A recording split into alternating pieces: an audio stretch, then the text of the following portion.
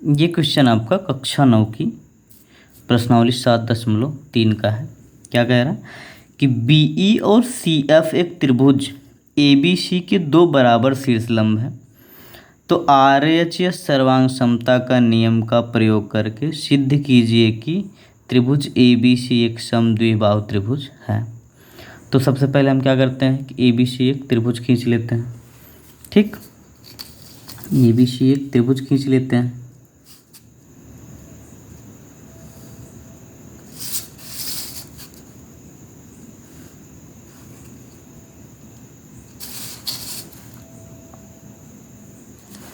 ये हमारा त्रिभुज बन गया। ठीक,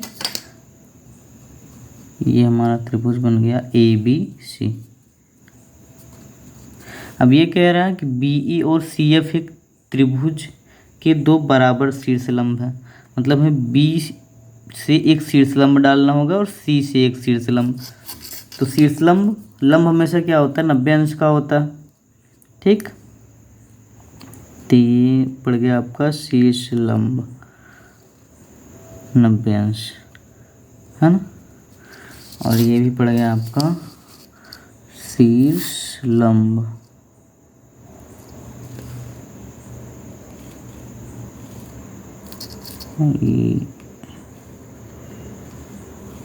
ये इसका नाम क्या रखते हैं, बी ई सी एफ।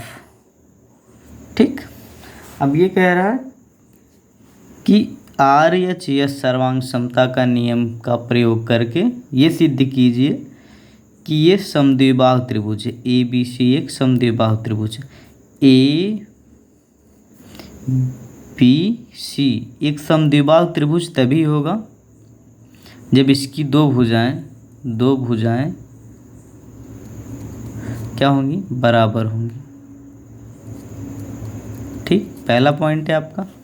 दूसरा का आरएचएस सर्वांग समता का नियम क्या है, सर्वांग समता का नियम क्या है, सर्वांग समता का नियम है कि यदि दो समकोण त्रिभुज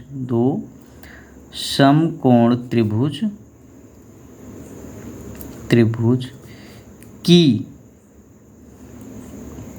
एक भुजा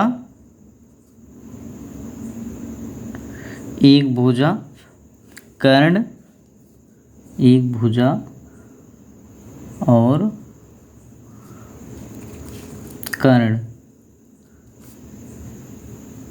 एक भुजा और कर्ण बराबर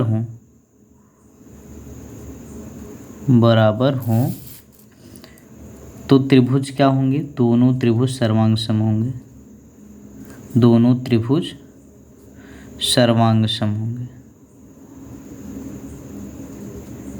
आरएचएस सर्वांग समता का नियम यही कहता है कि यदि दो समकोण त्रिभुज हैं, उसकी एक भुजा और एक कर्ण, उसकी भुजा और कर्ण संगत भुजा संगत कर्ण बराबर हैं तो त्रिभुज क्या होगा, सर्वांग सम होगा। तो अभी इसने कहा है कि ये जो है आपका लंब है, तो लंब हमेशा क्या करेगा, 90 अंश का कोण बनाएगा। ठीक, 90 अंश का कोण बनाएगा।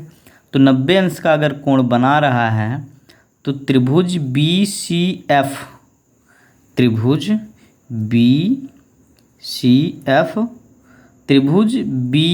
ई सी या बी सी ई त्रिभुज और त्रिभुज बी सी ई क्या है, समकोण त्रिभुज है।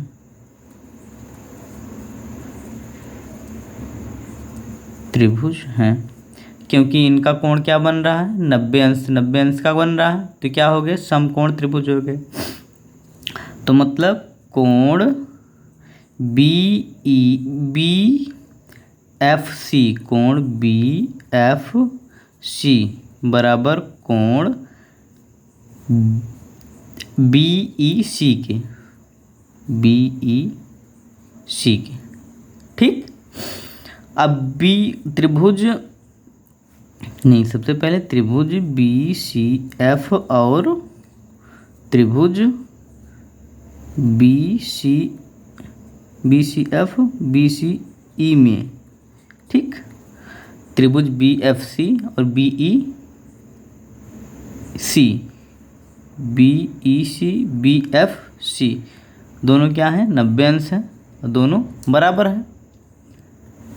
तो अब B C F B C E दोनों त्रिभुजों में बी सी क्या है, बराबर है। बी सी बराबर बी सी क्यों बराबर है, उभयनिष्ठ है ना, उभयनिष्ठ है। दोनों भुजा में ये क्या है, उभयनिष्ठ है। उभयनिष्ठ गलत लिख दे, उभयनिष्ठ है, ठीक। अब इसमें ये कोण भी बराबर हो गए, ये भुजा बराबर हो गई आपकी। अब ये कह रहा है कि बी एफ सी और बी ई सी में आपका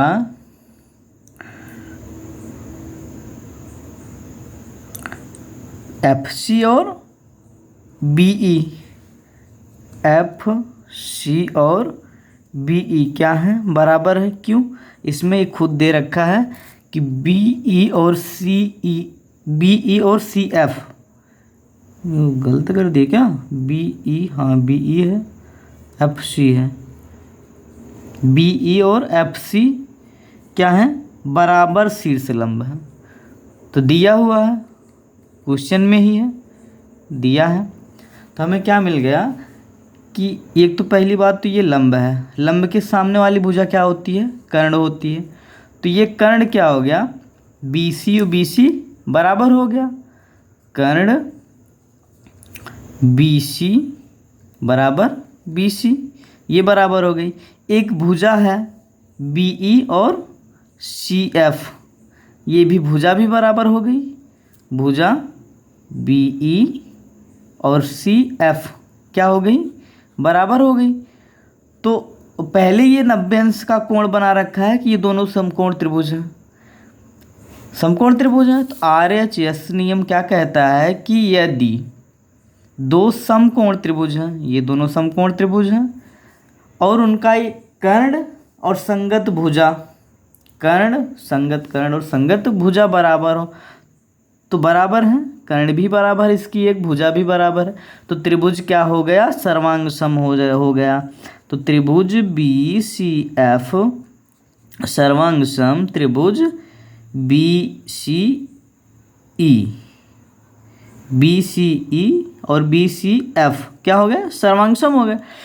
अब त्रिभुज अगर बी एफ मतलब बी सी एफ और बी सी ई सर्वांग सम हो गए, तो ये वाला कोण भी क्या होगा, बराबर ही हो जाएगा। क्यों, क्योंकि बी एफ सी या फिर बी सी एफ ना, ये त्रिभुज का ये कोण है और इस त्रिभुज का ये कोण है। तो CPCT का नियम क्या कहता है कि यदि दो त्रिभुज सर्वांगसम है तो उनके संगत कोण क्या होंगे, बराबर होंगे। तो इस नाते से कोण FBC बराबर ECB के, त्रिभुज ECB के, ये दोनों त्रिभुज दोनों कोण क्या हो गए, बराबर हो गए। अगर ये दोनों कोण बराबर हो गए, अगर ये दोनों कोण बराबर हो गए तो त्रिभुज में एक नियम है कि दो कोणों के, दो बराबर कोणों की सम्मुख भुजाएं क्या होती हैं, बराबर होती हैं। तो कोण C की सम्मुख भुजा क्या है, AB, और कोण B की सम्मुख भुजा क्या है, AC। तो AB और AC क्या हो गए, बराबर हो गए। कैसे बराबर हो गए कि सम्मुख नहीं बराबर, है ना, बराबर कोण की सम्मुख भुजा, बराबर कोण की सम्मुख भुजा भुजा क्या होती है? बराबर होती है, बराबर होती है। तो बराबर हो गई। यदि ए बी और ए सी बराबर हो गई तो ये त्रिभुज, यदि ए बी और ए सी बराबर हैं तो त्रिभुज ए बी सी एक समद्विबाहु त्रिभुज होगा। क्या? एक समद्विबाहु त्रिभुज होगा। ठीक, समद्विबाहु त्रिभुज होगा। क्यों होगा? क्योंकि इसकी दो भुजाएं, एक ए बी और एक ए सी, दोनों भुजाएं क्या हैं? बराबर हैं। और समद्विबाहु त्रिभुज की दो भुजाएं आपस में क्या होती हैं? बराबर होती हैं। तो यही हमें सिद्ध करना था। पहला पॉइंट क्या था कि हमें जो है इस RHS नियम से इस दोनों को सर्वांगसम करना था। सर्वांगसम हो गया। उसके बाद इनकी दो भुजाएं क्या करनी थी? बराबर हो गई। तो बराबर हो गई तो ये क्या हो गया? समबाहु त्रिभुज हो गया। हमें यही सिद्ध करना था। ठीक, या